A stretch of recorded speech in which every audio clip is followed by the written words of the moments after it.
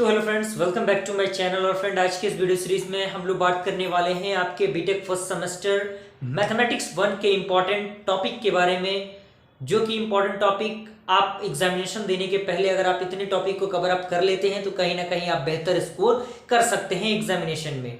तो मैथमेटिक्स 1 की अगर मैं बात करूं तो आपके पास मान लीजिए कि एक मंथ आपके पास बचा हुआ है, जिसमें से उसी के अंदर आपको पीयूटी देना है, मिड सेम देना है, वो भी डिफरेंट टाइप ऑफ चीजें हैं जिनसे आपको गुजरना है।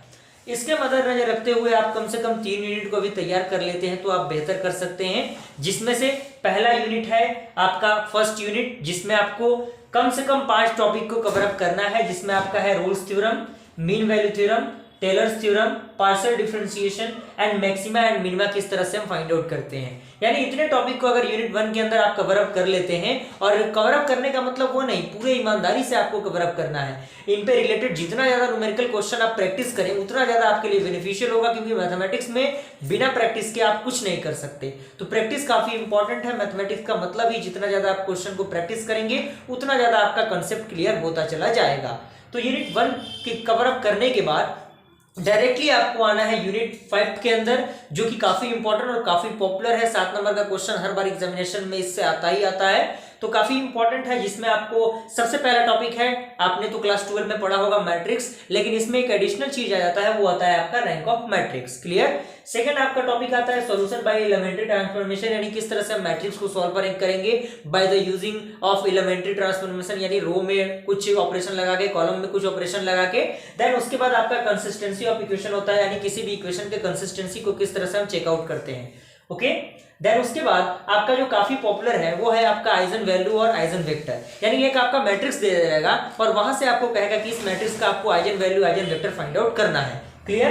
देन उसके बाद आपको डायगोनलाइजेशन ऑफ मैट्रिक्स आना चाहिए। एंड सिक्स्थ काफी इंपॉर्टेंट टॉपिक वो है आपका कैले-हैमिल्टन थ्योरम, यानी कैले-हैमिल्टन थ्योरम का प्रूफ आपको आना चाहिए, और साथ ही साथ कैले-हैमिल्टन थ्योरम की हेल्प से हम किस तरह से किसी भी मैट्रिक्स के इनवर्स को फाइंड आउट करते हैं, वो कंसेप्ट आपका क्लियर होना चाहिए। तो यूनिट 2 आई होप यहां तक पूरा कवर अप हुआ आपका। आइए देखते हैं हमारा अगला यूनिट क्या है, उसमें इंपॉर्टेंट टॉपिक क्या क्या है।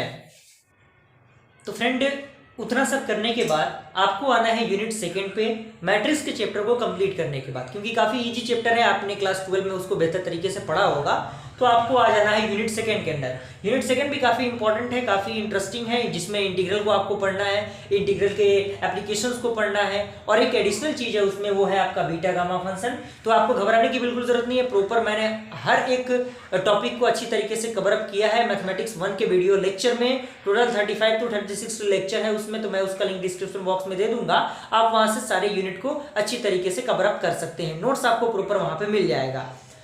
तो यहाँ पे एप्लीकेशन ऑफ डिफिनिट इंटीग्रल है, तो कैलकुलेट करने के लिए उसके एरिया को, उसके वॉल्यूम को। देन आपका मल्टीपल इंटीग्रल है, और साथ ही साथ उसका एप्लीकेशन है मल्टीपल इंटीग्रल का, कि किसके द्वारा हम किस तरह से उसके एरिया को, उसके वॉल्यूम को फाइंड आउट करते हैं। इतना कवर अप हो जाने के बाद अगर आपके पास वक्त बचता है, आपको अगर लगता है ऐसा कि हाँ मुझे थोड़ा सा और पढ़ना चाहिए, तो आप अपने एडिशनल के तौर पे यूनिट 4 को ले सकते हैं, जो कि आपका वेक्टर चैप्टर है। वेक्टर कैलकुलस इसे हम कह सकते हैं, तो वेक्टर को आप इजीली देख सकते हैं। तो ओवरऑल ये मैथमेटिक्स 1 का पूरा कंसेप्ट था। यहां तक आई होप पूरा कंसेप्ट आपको समझ में आ गया होगा। ऐसे ही मैं और भी अदर सब्जेक्ट का इंपॉर्टेंट क्वेश्चन का वीडियो सीरीज लेके आने वाला हूं, तो ज्यादा से ज्यादा इसे शेयर कीजिए, ताकि हर वो बच्चा जो आरजीबी से जुड़ा हुआ उस तक ये वीडियो जरूर पहुंचे।